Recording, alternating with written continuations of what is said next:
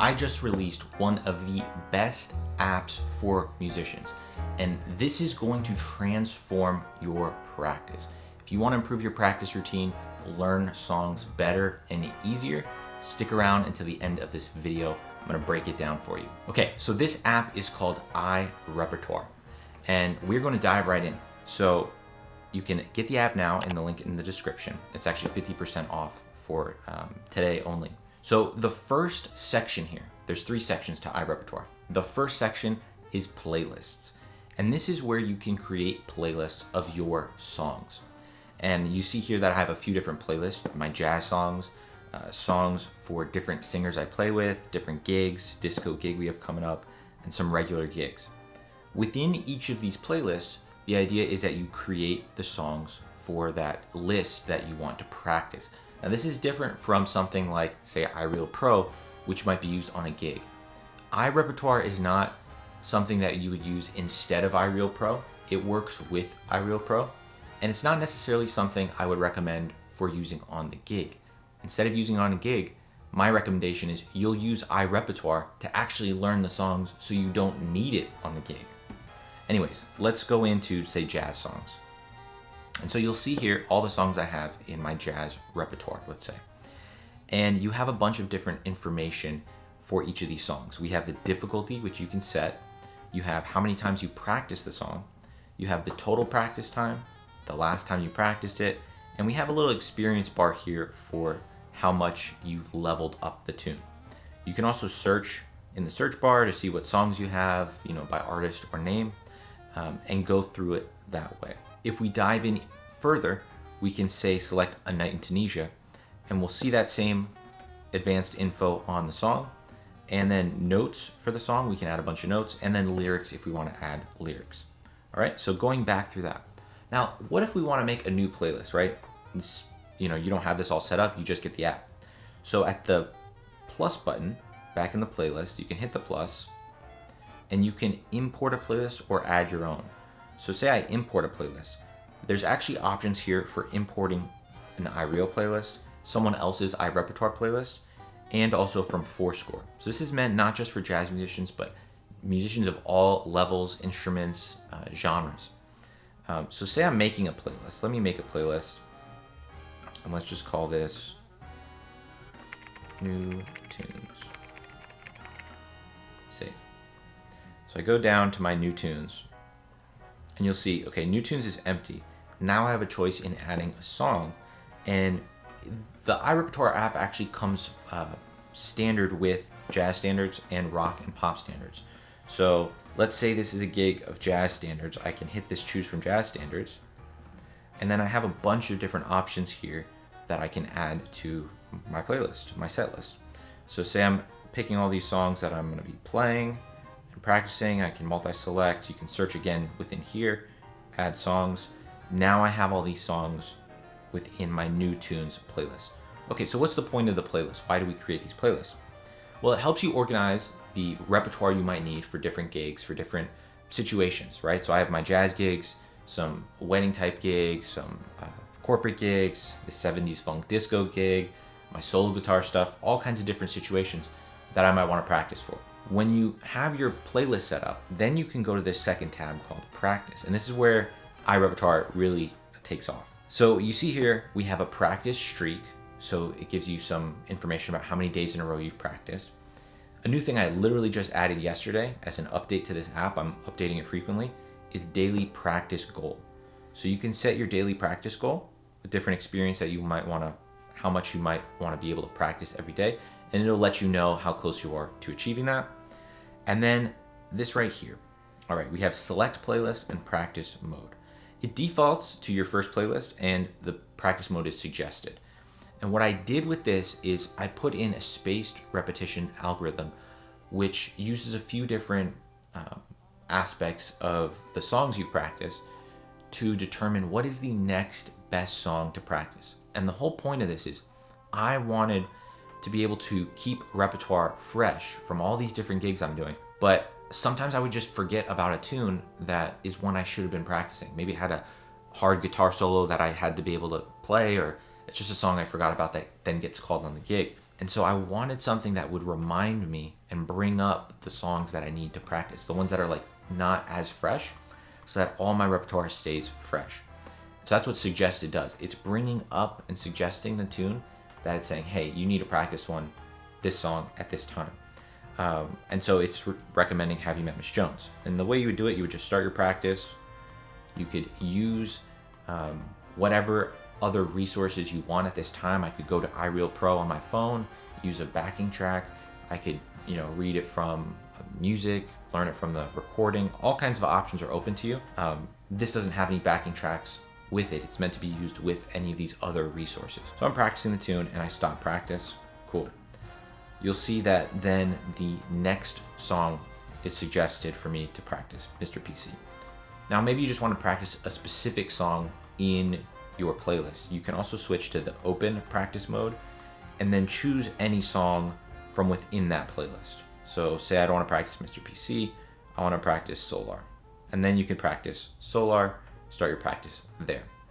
All right, as I'm earning time, you see I didn't really earn any experience because we just did it for a little bit of time, but as you practice longer, you'll earn more experience. At the bottom here, the practice calendar has a lot of the statistics and info on your practice in the past week and month. So let's hit that. Okay, so you see all these green circles at the top. Those are the days I practice. I totally killed my streak by not practicing on Sunday. I had some things I had to take care of, but it is what it is.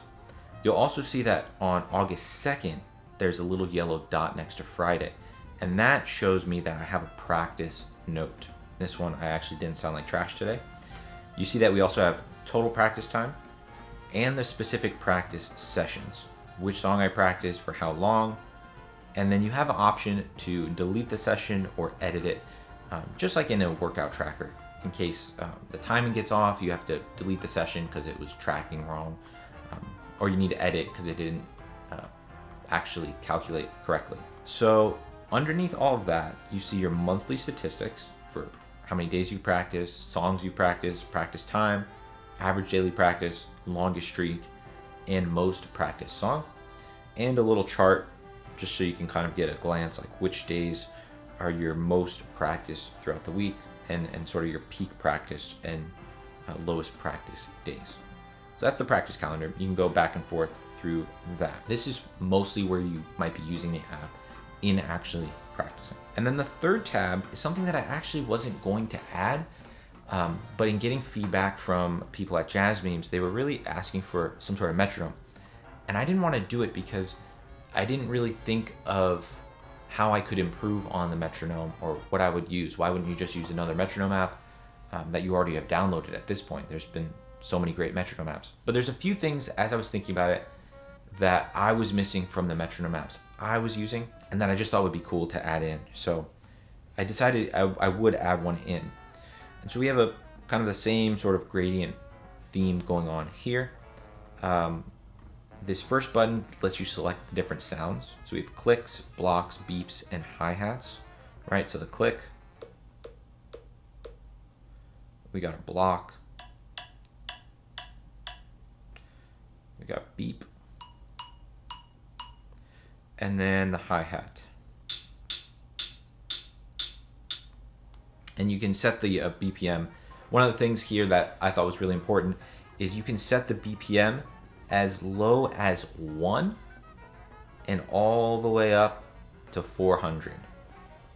So this goes as slow or as fast as you might need it. There's also, you might have seen I just used the presets for the tempos. That's just a quick way of switching to different BPM, especially because it has such a wide range. You might want to just quickly get back to a tempo and not have to tap to it. This next purple button is for the time signature and accents. So you can set different time signatures. And you'll see some of these aren't real time signatures, like 8/8 and 16/16. But I'll show you what those are for in a second. But say you want 3/4, you can set it up to have 3/4. And as you see, once I change that time signature, down below the accent beats and accent volume shift. So this is actually a multi-tap. I can set no accent beats, or maybe I just want to accent beat on 2 and 3. So let's see that. So I have it on hi-hat. Let me switch back to block. So it has the 1, 2, 3 with the accent on 2 and 3. And as you change the time signature, your accent beats change. You can tap them. So you could tap this to have an accent on 2 and 4, accent on 1 and 3. Do all kinds of different rhythmic exercises. You could slow down the tempo and have accent only on a certain beat, and just really practice how well you're able to feel measures go by. A bunch of things. The tap tempo, if you like that, it takes about 4 taps to get a nice smooth average, and then you can see where you're tapping, and you can kind of adjust from there. And then the last thing I added here, which is really for any of the jazz nerds out there, is this swing percentage button. And so you can actually dial in a swing percentage to make the metronome swing. So let's see if I have it on.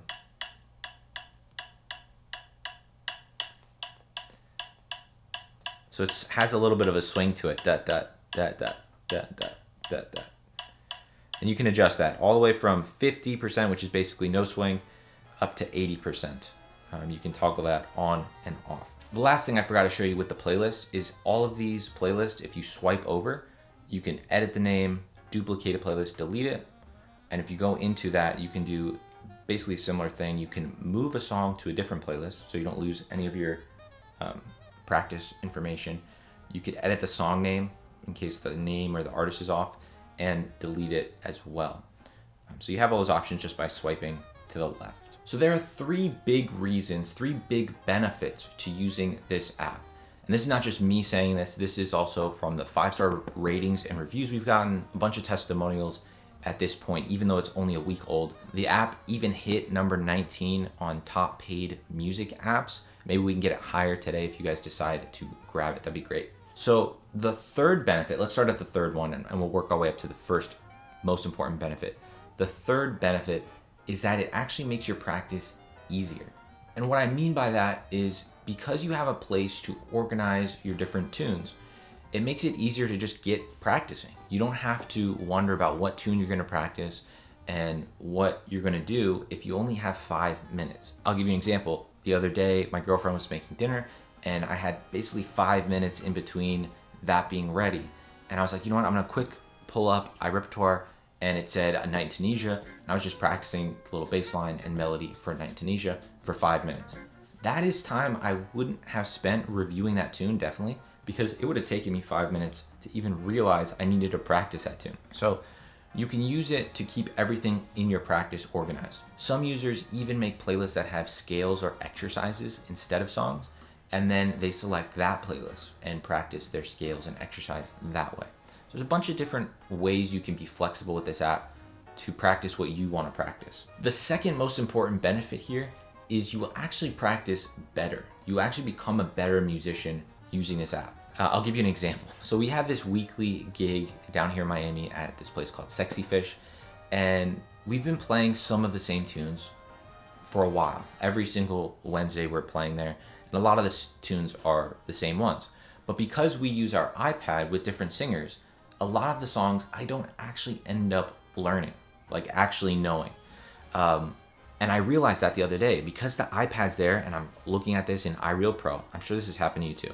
I'm just comping along with the chord changes, even though the song's super easy. It might be 4 chords or just a simple kind of thing in a key. It probably wouldn't take me 5 minutes to actually learn. The difference with iRepertoire is when I put those songs into that playlist and I go to practice that song, I have to actually know the song, right? Maybe I play with the recording and I'm tracking it on iRepertoire and I'm playing along with it to see if I actually remember the tune. So I wanted to build the app so that it would actually help you learn tunes and not be used as a crutch on gigs. So that is the second really, really important benefit here that I think you'll really notice as a musician, you start to improve. And the number one benefit here is that it's motivating you to practice more. And motivation in general is very underrated, I think, as musicians. But just the fact that you have the practice streak, you have your practice daily goals, and you have a way now to track what your practice is, it does make you think, oh man, I could just get 5 to 10 minutes in a practice on a tune to not lose my streak. Then you keep this consistent habit. And that is so important for consistent progress. I've noticed myself practicing a lot more, especially on these tunes, just since building this app. And that's what some of the users have been finding as well. They find that it's motivating, they're practicing more, and that's what I really want to see from this app. And the last thing to highlight here is that it's not just for jazz musicians or jazz guitarists. This app is meant to be used for casual musicians, professional musicians, musicians in other genres, classical musicians, wedding bands, etc. My girlfriend uses this app to, she's learning bass on the side as a hobby, and it helps her keep track of what songs she's learned, what songs are in her book, which ones she wants to know. I use it in a different way. A vocalist would probably use it in a different way to keep track of different sets of songs that they have to learn or lyrics that they might have to learn. So I wanted this to be flexible enough to work for all the different musicians. And so hopefully you'll find that as well. The app is $4.99 today and then goes up to $9.99. Even at that price, there is no subscription. It's a one-time payment. A lot of these other apps like Modacity that have this sort of practice feature will charge you on a subscription basis. I think Modacity is like $80 something a year. This is just a very simple one-time payment. I'm gonna keep doing updates on it because it's something I actually use as well, and I want it to be great. So check it out. If you could leave a 5-star rating and review, that really, really helps the app get visibility, and I really appreciate it as well. Let me know in the comments what you struggle with in practicing, what you think this might help you with for your practice routine, or what you want to see from the app. I'm here to listen to you guys and see what I can help you with. So let me know.